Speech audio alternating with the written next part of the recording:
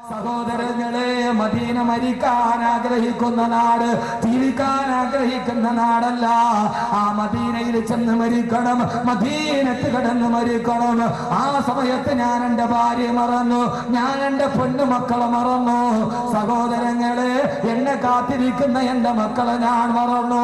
ആ സമയത്ത് ഒറ്റ ആഗ്രഹമേ ഉള്ളൂ, ഒറ്റ ആഗ്രഹമേ ഉള്ളൂ, അല്ലാഹുവിന്റെ റസൂലിന്റെ പുണ്യ മദീനയിൽ കിടന്ന് മരിക്കണം.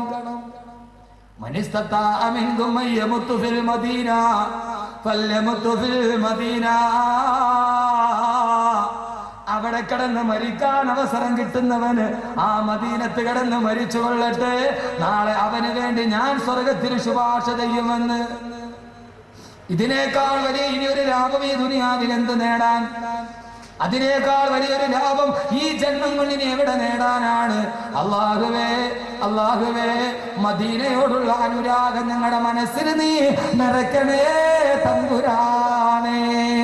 അല്ലാഹുവേ, മദീന ഞങ്ങളുടെ മനസ്സിന്റെ ഉള്ളിലാവണം.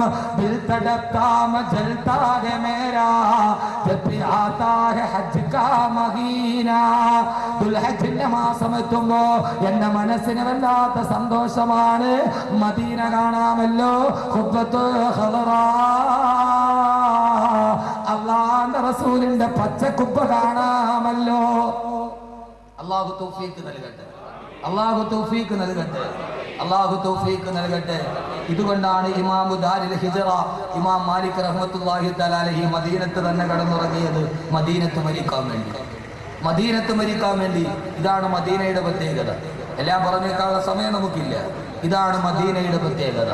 അല്ലാഹു സുബ്ഹാനഹു വ തആല നമുക്ക് ആ മദീനയിലുള്ള അനുരാഗം നൽകി അനുഗ്രഹിക്കുമാറാകട്ടെ. മദീനയോട് മാത്രമല്ല, മദീനയോട് മാത്രമല്ല, അല്ലാഹുവിന്റെ തിരുദൂതർ പറഞ്ഞു, മൻ ഖാദ അഹ്ലൽ മദീന.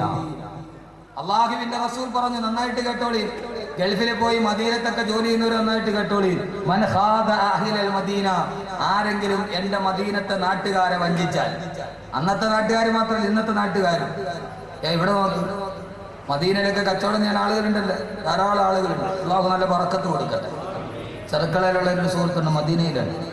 അല്ലാഹു നല്ല ബറക്കത്ത് കൊടുക്കട്ടെ. മദീന വളരെ ഗൗരവത്തോടെ സമീപിക്കേണ്ട ഒരു നാടാണ് മദീന. അല്ലാഹുവിന്റെ പ്രവാചകൻ പറഞ്ഞു, മൻ ഖാദ അഹ്ലൽ മദീന, ആരെങ്കിലും എന്റെ നാട്ടുകാരായ മദീനക്കാരെ വഞ്ചിച്ചാൽ, മദീനത്തെ അറബികളെ ആര് വഞ്ചിക്കുന്നുവോ, മദീനക്കാരെ ആര് വഞ്ചരിക്കുന്നുവോ,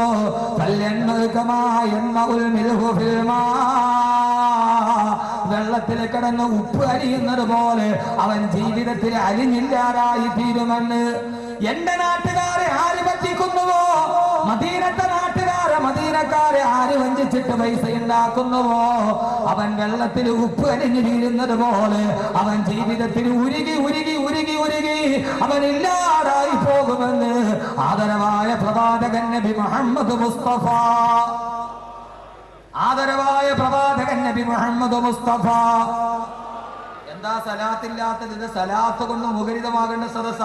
എന്റെ എല്ലാ പ്രസംഗവും ഇത് മദീനയാണ്. മദീന, മദീന പറയുമ്പോ സലാത്തില്ലെങ്കിൽ ഇപ്പൊ നിങ്ങൾ എന്ത് പറയും? ഇവിടെ സലാത്ത് പറയണേ? എന്താ ഇത് മനുഷ്യരെ, നിങ്ങൾ ഇത്രയും വന്നിട്ട് മദീനയുടെ ഒരു ആഗ്രഹം ഉണ്ടായില്ലേ? മദീന, മദീന എന്ന് പറയാൻ തന്നെ ഒരു യോഗ്യത. മദീനയുടെ ആദ്യത്തെ പേര് യഥരിബ് എന്നാണ്. മദീനയുടെ ആദ്യത്തെ പേര് യഥരിബ് എന്നാണ്. ഇപ്പൊ ആരെങ്കിലും മദീനയിൽ പോയിട്ട് മദീന എന്നുള്ള പേര് പറയാതെ യസ്രിബ് എന്ന പേര് പറഞ്ഞാൽ, റസൂലുള്ളാഹിയാണ് ആ പട്ടണത്തിന് മദീന എന്ന് പേരിട്ടത്. ആരെങ്കിലും അവിടെ ചെന്നിട്ട് ഇത് യസ്രിബാണെന്ന് പറഞ്ഞാൽ അവൻ 3 പ്രാവശ്യം അസ്തഗ്ഫിറുല്ലാഹ് പറയും. എന്താ നിങ്ങൾ കരുതിയത്? ഈ പറയുന്ന നഗരം ഏതാണ്?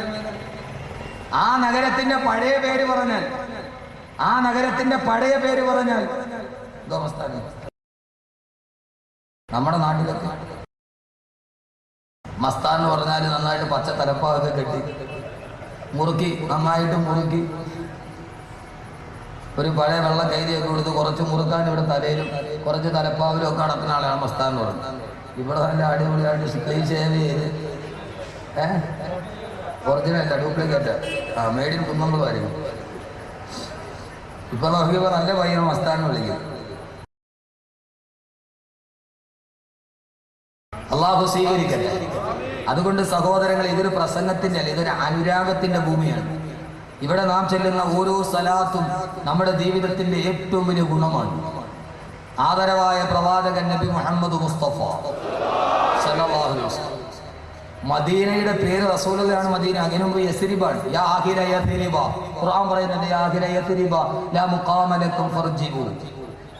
ആരെങ്കിലും ഇന്ന് മദീനയിൽ പോയിട്ട് ഇത് യസ്രിബാണെന്ന് പറഞ്ഞാൽ അവൻ എന്ത് പറയണം? 3 പ്രാവശ്യം അസ്തഗ്ഫിറുല്ലാഹ് പറയണം എന്ന് മഹാന്മാർ രേഖപ്പെടുത്തിയിട്ടുണ്ട്. എന്താ കാര്യം? ഇപ്പം നമ്മുടെ നാട്ടിൽ ഒരു നാടിന്റെ പേര് പറഞ്ഞിട്ട് അടുത്ത നാടാക്കും. ഇപ്പൊ ചെന്നൈയുടെ പേര് നേരത്തെ മദ്രാസ് ആയിരുന്നു, ഇപ്പോഴാണ് അത് ചെന്നൈയായത്. അവിടെ പോയിട്ട് ആരെങ്കിലും മദ്രാസ് എന്ന് അസ്തഗ്ഫിറുല്ലാഹ് പറയേണ്ട കാര്യമുണ്ടോ? ഇല്ല. ലോകത്തെത്ര ബാംഗ്ലൂരിന്റെ പേര് ഇപ്പോഴാണ് ബംഗളൂരു എന്നായത്. അതിനുമുമ്പ് ബാംഗ്ലൂരായിരുന്നു. ആരോടെ പോയിട്ട് ഇത് ബാംഗ്ലൂർ എന്ന് പറഞ്ഞു. ഇപ്പോഴും നമ്മൾ ബാംഗ്ലൂരാ, ബംഗളൂരു എന്ന് ആരെങ്കിലും പറയൂ? അത് പറഞ്ഞാൽ അത് പറഞ്ഞു ആരെങ്കിലും പറയൂ? അതുകൊണ്ട് ലോകത്തിന് പാതകമില്ല, അതിന്റെ പേരിൽ ശിക്ഷയില്ല. പക്ഷേ സഹോദരങ്ങളെ, ആത്മാവിന്റെ ആദർശന്റെ നായകൻ കിടക്കുന്ന നാട് അള്ളാന്റെ റസൂല് പേരിട്ട് കൊടുത്തതാ.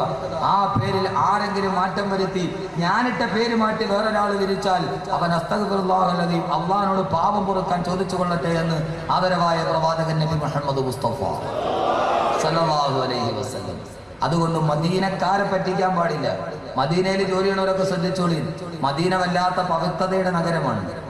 ആ മദീനക്കാരെ ആരെങ്കിലും പറ്റിച്ചാൽ, മദീനയിൽ നിന്ന് ആരെങ്കിലും പറ്റിച്ച് പൈസ ഉണ്ടാക്കിയാൽ അവൻ വെള്ളത്തിൽ കിടന്നിട്ട് ഉപ്പരിഞ്ഞിട്ടില്ലാതെ അവൻ ഉരുകി അവന്റെ ജീവിതം തീരുമെന്ന് ലോകത്തിതേ വരെ കള്ളം പറഞ്ഞിട്ടില്ലാത്ത മുഖ്ബിറെ സാദിഖ് നബി മുഹമ്മദ് മുസ്തഫ സല്ലല്ലാഹു അലൈഹി വസല്ലം. അതുകൊണ്ട് മദീന പവിത്രമാണ്.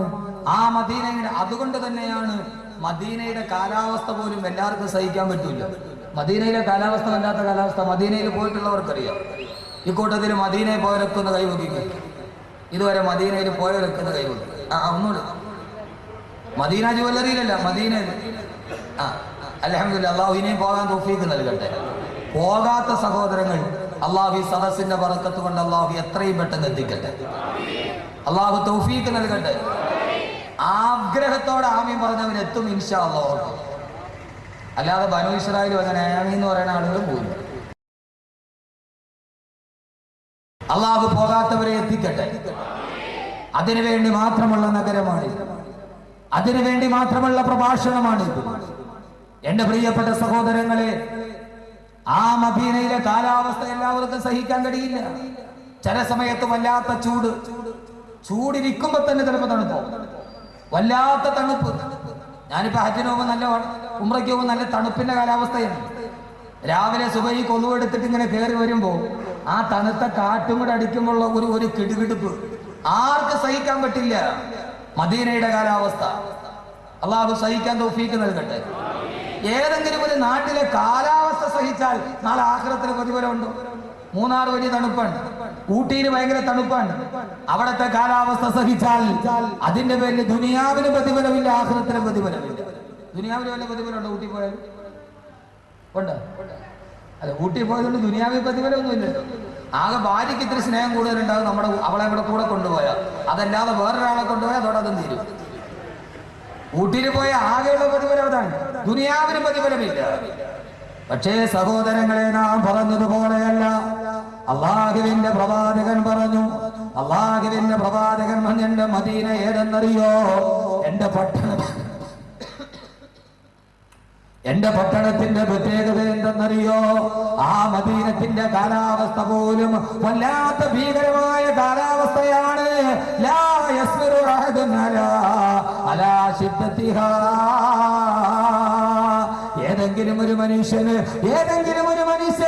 ആ മദീനയുടെ കാലാവസ്ഥയുടെ കാഠിന്യം സഹിച്ചുകൊണ്ട് ഏതെങ്കിലും ഒരു മനുഷ്യൻ മദീനയിൽ താമസിച്ചാൽ ഇല്ലാ കുന്തു ലഹു ശഫീഉൻ യൗമൽ ഖിയാമ.